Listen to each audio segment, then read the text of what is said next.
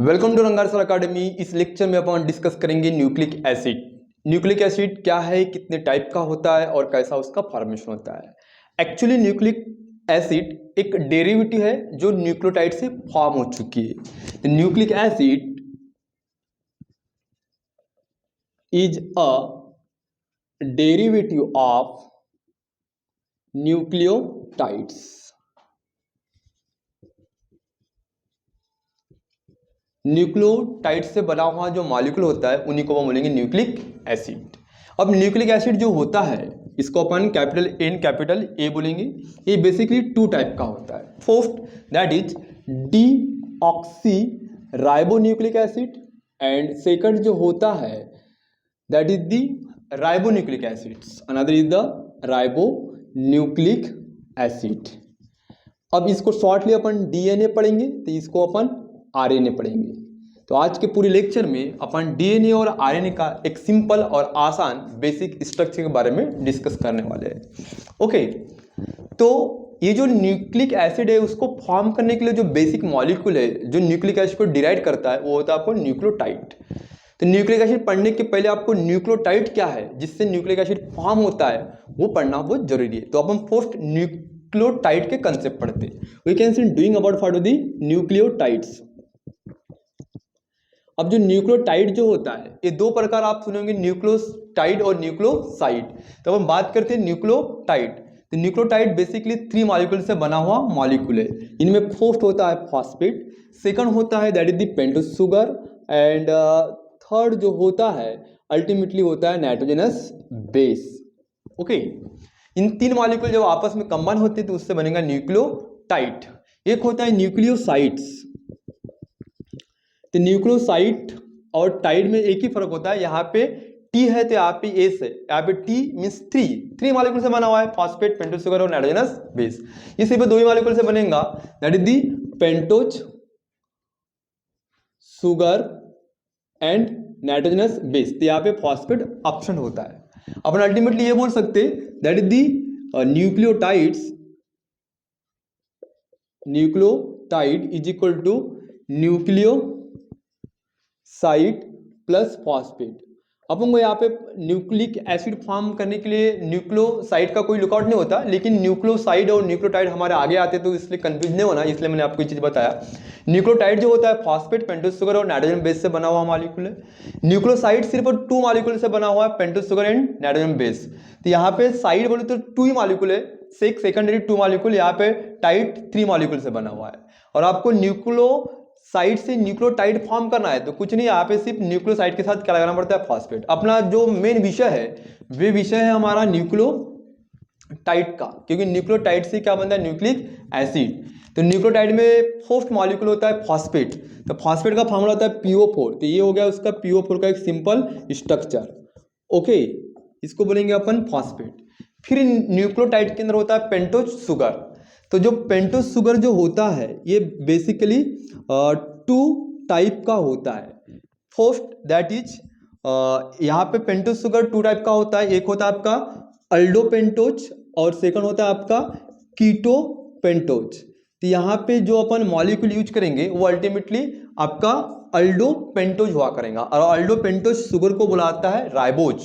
इसी को हम क्या बोलेंगे, राइबोज। और ये राइबोज 2 प्रकार का होता है। यहाँ पे अपन बीटा डी राइबोज यूज करेंगे एक में, और एक जो पेंटोज शुगर होती है ये होगा आपका beta D 2 deoxy ribose अपन यूज करेंगे। ओके, तो बीटा डी राइबोज का जो फार्मूला होता है, मॉलिक्यूलर फार्मूला C5H10O5 हुआ करेगा। और ये beta D 2 oxy deoxy ribose sugar होगा, beta D 2 deoxy ribose sugar होगा, इसका फार्मूला होता है C5H10O4 होता है। ओके, तो ये फॉस्फेट रहा, ये अपना पेंटोज शुगर। थोड़ा मैं यहाँ पे स्ट्रक्चर डिस्क्राइब कर रहा हूँ, थोड़ा आगे देखिए।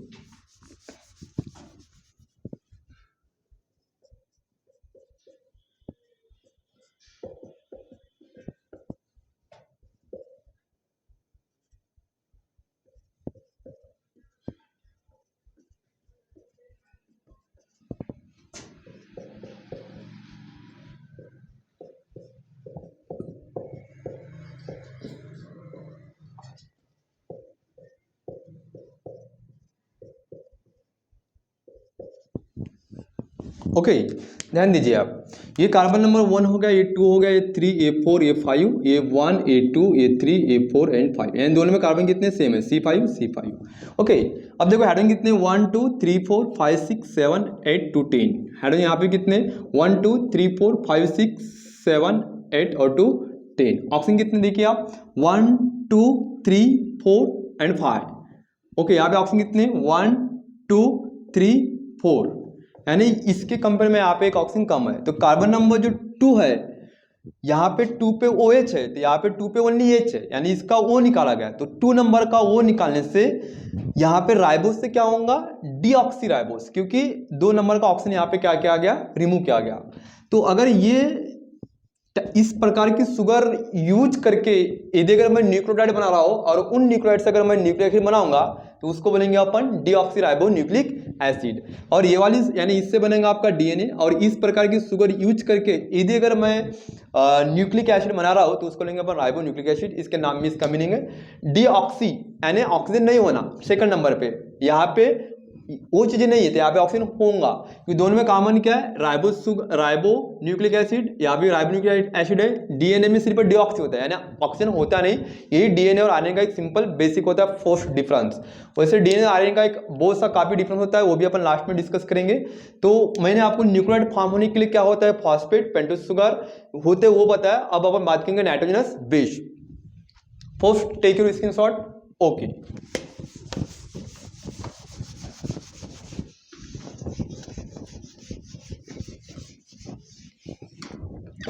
अब जो न्यूक्लियोटाइड फॉर्म करने के लिए नाइट्रोजन बेस अपन जो यूज करते हैं दो प्रकार के होते हैं। तो nitrogen base basically 2 type, first होता है प्यूरिन एंड सेकंड होता है आपका पायरीइमिडीन।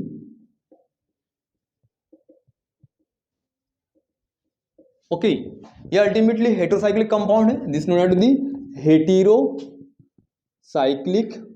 कंपाउंड हुआ करता है दोनों के दोनों। प्यूरिन जो है हमारी सिंगल रिंग, प्यूरिन जो है अपने 2 रिंग से बनी हुई है और पायरीमिडीन सिंगल रिंग से बनी हुई है। तो इसका मैं स्टोरी आपके आगे ड्रा कर रहा हूं, थोड़ा देखिए आप।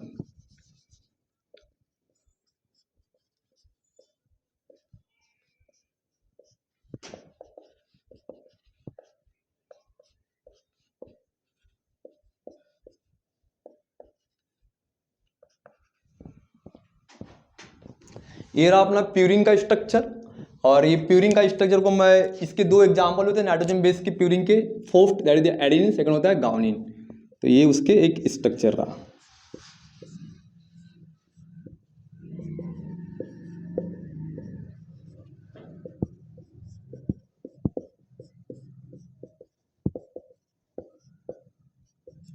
ओके, अब होता यूं, ये इसकी हेटेरोसाइक्लिक कंपाउंड इसकी स्टार्टिंग फ्रॉम 1 टू यहाँ पे H लगा रहेगा। ओके, 1 इसकी स्टार्टिंग कैसे होंगी हेटेरो आइटम से होंगी, 1 2 3 4 5 6 7 8 एंड 9। सेम अगर मैं 6 नंबर पे यदि अगर अमीनो ग्रुप लगा रहा हूँ, mean 6 number attach to the amino group, तो अमीनो का मीनिंग होता है ये 6 नंबर पे अगर अमीनो ग्रुप है तो इसको अपन क्या बोलेंगे, तो बाकी जगह कुछ लगा रहेगा बैलेंस से आपको क्या करना है सिंपल बैलेंस करना है। ओके, तो इसको बोलेंगे अपन 6 अमाइनो प्यूरिन। इसके अंदर बेसिक प्यूरिन माइट इसके समान यहाँ पे देखेंगे, ये प्यूरिन है लेकिन 6 नंबर पे अमीनो ग्रुप लगा है, तो इसको बोलेंगे अपन 6 अमाइनो प्यूरिन, इसी को बोलेंगे अपन that is the adenine. Okay, ये प्यूरिन का एग्जांपल है। सेकंड होता है हमारा गाउनिन, तो इसमें क्या होता है 2 नंबर पे अमीनो ग्रुप लगा रहेगा और 6 नंबर पे ऑक्सी रहेगा, तो इसको अपन क्या बोलेंगे 2 amino 6 oxy, 2 amino 6 oxy purine, और इसी का नाम होता है गाउनिन। यानी बेसिकली 2 कंपाउंड से बना है, इसको अपन कैपिटल G से रिप्रेजेंट करेंगे और एडेन को अपन कैपिटल A से लिखेंगे।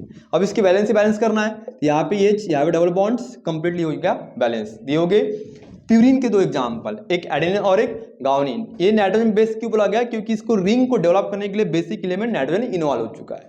सेकंड नाइट्रोजन बेस का एग्जांपल होता है पायरीमिडीन, इसके 3 एग्जांपल होता है। तो ये अल्टीमेटली बाइसाइक्लिक कंपाउंड है, ring number 1 and ring number 2। Okay, अब ये जो पायरीमिडीन है ये मोनोसाइक्लिक कंपाउंड है, हेटेरो में आता है, क्योंकि हेटेरोसाइक्लिक क्यों बोला गया, रिंग को डेवलप करने के लिए मोर देन 1 एलिमेंट इन्वॉल्व है, कार्बन एंड नाइट्रोजन। अब यहाँ पे देखिए पायरीमिडीन की बात करें, ये रहा पायरीमिडीन का सिंपल एक स्ट्रक्चर।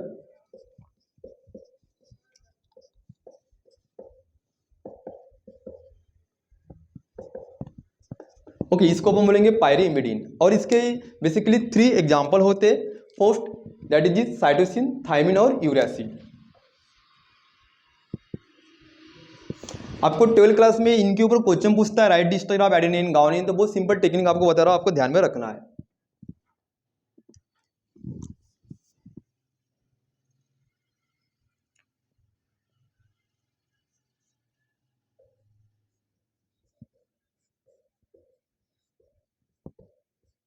इसकी नंबरिंग जो स्टार्ट होती है हेटेरोएटम फ्रॉम 1 2 3 4 5 एंड 6। ओके, तो क्या करना है, कोई भी स्ट्रक्चर हो, साइटोसिन, थायमिन, यूरासिल, आपको सिर्फ कुछ चीजें ध्यान में रखना है। ये 1 2 नंबर पे आपको हमेशा ऑक्सी ग्रुप लगाना है, और जो 5 6 जो होता है यहाँ पे आपको डबल बॉन्ड लगाना है। ओके, अब देखो साइटोसिन अगर होगा तो यहाँ पे कार्बन नंबर 1 2 3 4 नंबर पे क्या लगाएंगे, अमीनो, और फर्स्ट नंबर ऐसा रहेगा। इसको बोलेंगे अपन 4 अमाइनो पायरीमिडीन, 4 अमाइनो पायरीमिडीन, या आईपी एक्रोनिम है, इसी को बुलाते हैं अपन साइटोसिन, कैपिटल सी। फिर बात करते हैं अपन यहाँ पे 4 पे ऑक्सी ग्रुप लगाया था, इधर भी H और इधर भी H, तो ये क्या होगा 2 4, 2 पे ऑक्सी और 4 पे, क्योंकि 1 2 3 4, तो इसको 2 4 डी 2 4 डाई ऑक्सी पायरीमिडीन अगर बोल रहे हैं, तो ये जो मॉलिक्यूल होगा इसी को बोलेंगे अपन यूरासिल, क्योंकि यूरिया लाइक स्ट्रक्चर दिख रहा है। अब क्या होता है, 4 पे ऑक्सी और 5 पे मैंने क्या लगा दिया, मिथाइल।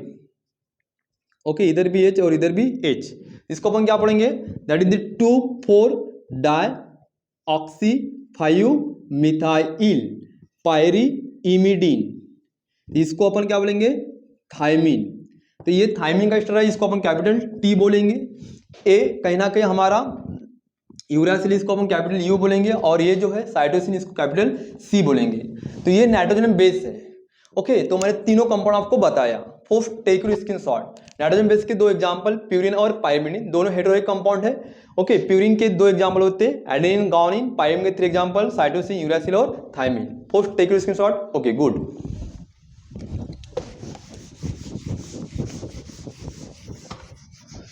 अब तीनों को मैं एक साथ मर्ज करता हूं, क्योंकि आपको मैंने स्ट्रक्चर पढ़ा रहा हूं, बेसिक केमिस्ट्री। ओके, ध्यान दो आप। तो जो अपना न्यूक्लियोटाइड जो होता है, ये किससे बना है, phosphate plus nitrogenous base, no pentose sugar, and second रहेगा अपना नाइट्रोजनस बेस। इसी न्यूक्लियोटाइड से बनता है हमारा न्यूक्लिक एसिड। तो हर किसी का मैंने पहले फॉस्फेट का स्ट्रक्चर समझाया, मैंने पेंटोस शुगर का स्ट्रक्चर समझाया, नाइट्रोजन बेस समझाया। अभी मैं आपको इन तीनों को कंबाइन करके एक न्यूक्लियोटाइड बताता हूं। ओके, ध्यान दो आप।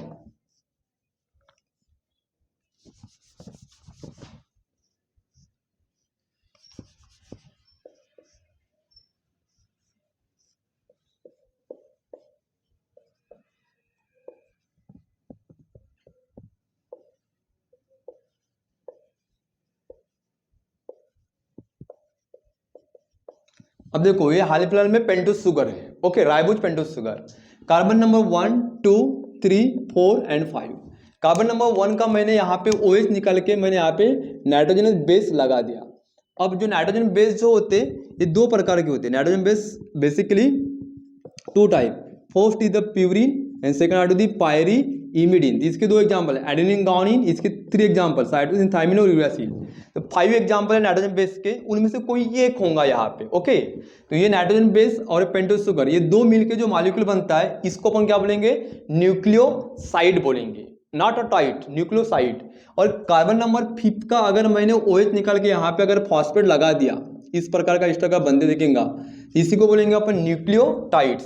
This a part about part of the nucleotides is known as the nucleotides. तो न्यूक्लियोटाइड 3 चीज से बना हुआ है, first is nitrogen base, second phosphate, और थर्ड होता है अपना पेंटोज शुगर। तो ये अपने न्यूक्लियोटाइड है। ऐसा फर्स्ट न्यूक्लियोटाइड्स, अगर मान लो एक न्यूक्लियोटाइड्स किसी दूसरे न्यूक्लियोटाइड के साथ अगर कंबाइन हुआ, तो उससे बन के आएगा that is the dinucleotides, dinucleotides. Okay, अब होता यू, ये न्यूक्लियोटाइड्स एन टाइम है, the nucleotides tides plus n time of the nucleotides. Okay, ये भी n टाइम है, ये भी बहुत सारे न्यूक्लियोटाइड है, इधर भी बहुत सारे न्यूक्लियोटाइड आपस में कंबाइन होंगे तो ये बन के आएंगे आपका पॉली न्यूक्लियोटाइड्स। और इसी पॉलीन्यूक्लियोटाइड को बोलेंगे अपन न्यूक्लिक एसिड, इसी को अपन क्या बोलेंगे, न्यूक्लिक एसिड। और ये न्यूक्लिक एसिड टू टाइप का हो सकता है, एक डीऑक्सी न्यूक्लिक एसिड और दूसरा होता है आपका राइबो न्यूक्लिक एसिड। डिपेंड करेगा किस प्रकार के राइबोस शुगर इस्तेमाल किया गया है, पेंटोस शुगर इस्तेमाल किया गया है और नाइट्रोजन बेस कौन से इन्वॉल्व हुए हैं। तो ये अपना एक न्यूक्लियोटाइड और न्यूक्लिक एसिड कंसेप्ट था। अब अपन स्ट्रक्चर डिस्कस करेंगे कि न्यूक्लियोटाइड कंबाइन होने के बाद न्यूक्लिक एसिड कैसा बनता है।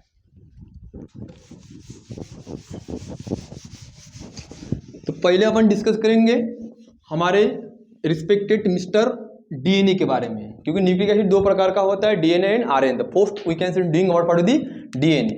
डीएनए में क्या होता है थोड़ा देखिए आप, that is one of the very very important. Nucleotide combine के क्या बनेगा, न्यूक्लिक एसिड। तो डीएनए के अंदर नाइट्रोजन बेस में आपको कुछ चीजें पता होना चाहिए। डीएनए के स्ट्रक्चर में नंबर फर्स्ट डीऑक्सी राइबोज इस्तेमाल करेंगे एंड यहां पे जो नाइट्रोजन बेस होंगे प्यूरिन के दोनों होंगे, एडेनिन गाउनिन पायरीमिडीन के सिर्फ साइटोसिन और थायमिन हुआ करेंगे, इतना आपको ध्यान में रखना। तो ये हो गया अपना अल्टीमेटली न्यूक्लियोटाइड फर्स्ट।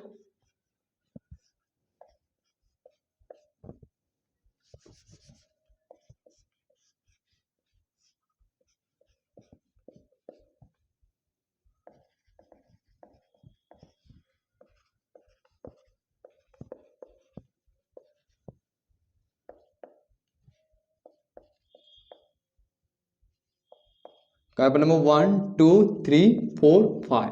ओके, ये हो गया अपना सेकंड न्यूक्लियोटाइड्स।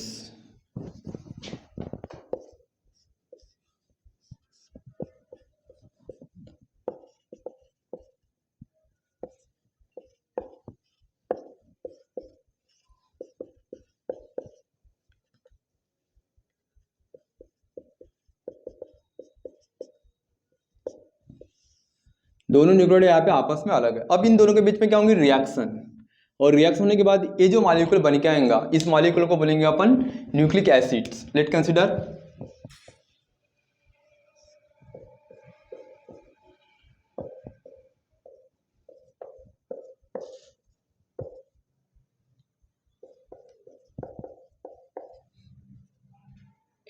अब ध्यान दो आप, ये इधर हो गया,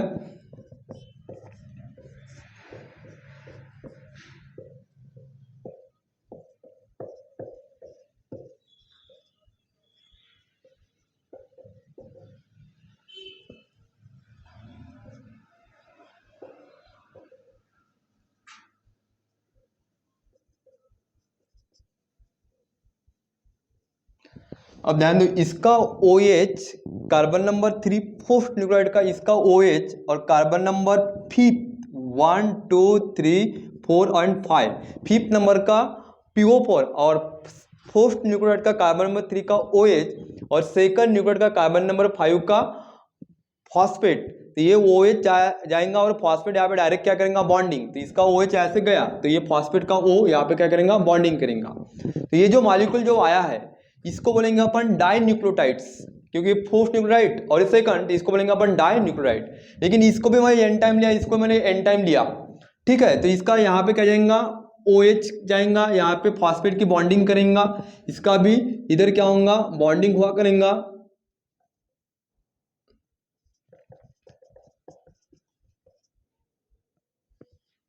ठीक है, तो ये इतना जो मॉलिक्यूल बन के आया इन्हीं को बोलेंगे अपन nucleic acids, that is the nucleic acid. और इसमें डीऑक्सीराइबोस शुगर यूज किया गया, तो इसको लेंगे अपन डीऑक्सीराइबो न्यूक्लिक एसिड, डीएनए।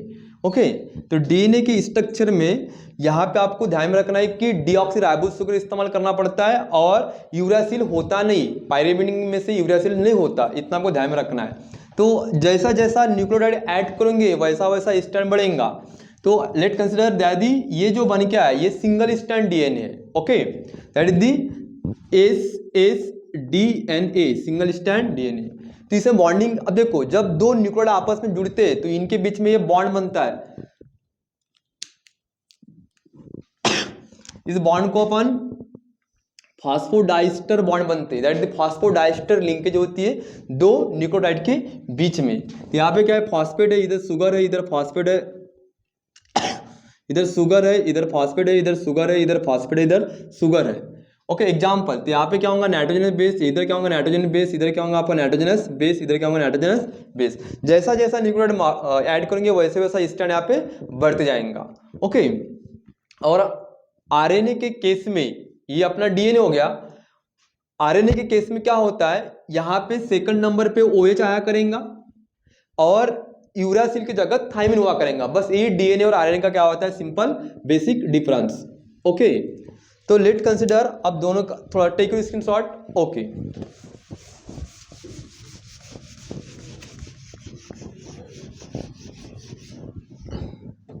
अब ध्यान दो आप, इसमें ये जो डीएनए है यानी ये जो सिंगल स्ट्रैंड हो गया, अब ये डबल स्ट्रैंड हो गया, तो ये न्यूक्लियोटाइड है।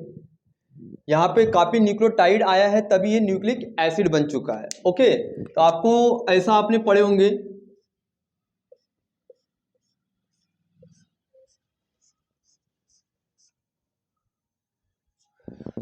इसमें होता क्या है, ये डीएनए होगा, ओके। तो ये डबल स्ट्रैंड डीएनए है। तो इसमें क्या होता है, यहाँ पे प्यूरिन और पायरीमिन के बीच में बॉन्डिंग होती है। तो यहाँ पे just like to the let consider adenine होगा, तो यहाँ पे थायमिन होगा, और इधर अगर गाउनिन होगा तो इधर साइटोसिन होगा। जब नाइट्रोजन बेस से आपस में क्या होता है, कंबाइन होता है, ओके। तो इसके बीच में बॉन्डिंग होती है। तो नाइट्रोजन बेस में इधर अगर प्यूरिन है तो इधर भी प्यूरिन नहीं होना चाहिए, इधर क्या होना चाहिए, पायरी इमिडीन होना चाहिए। तो इसके दो एग्जाम्पल होते हैं, एक एडेनिन और एक गाउनिन। पायरीन के दो एग्जाम्पल होते हैं डीएनए के स्ट्रक्चर में, साइटोसिन और थायमिन। तो एडेनिन डबल बॉन्ड के साथ थायमिन से जुड़ता है और गाउनिन ट्रिपल बॉन्ड के साथ साइटोसिन जुड़ता है, ये आपको ध्यान में रखना है,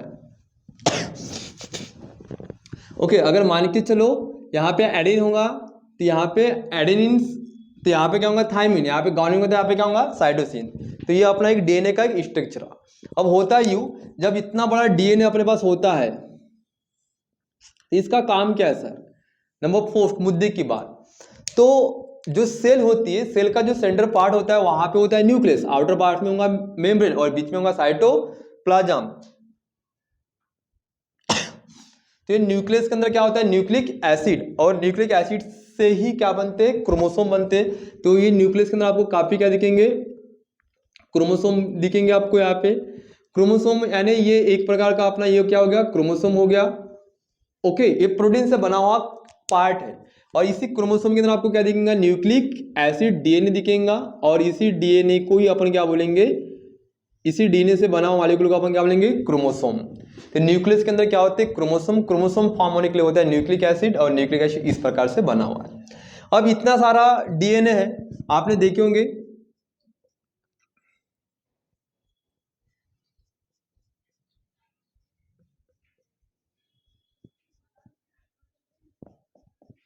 एक हाफ लूप में 5 न्यूक्लियोटाइड हुआ करते हैं। तो इतना सारा डीएनए है, ये डीएनए के अंदर एक इंफॉर्मेशन होती है जिसको बोलते हैं जेनेटिक इंफॉर्मेशन, एक कैरेक्टर होता है।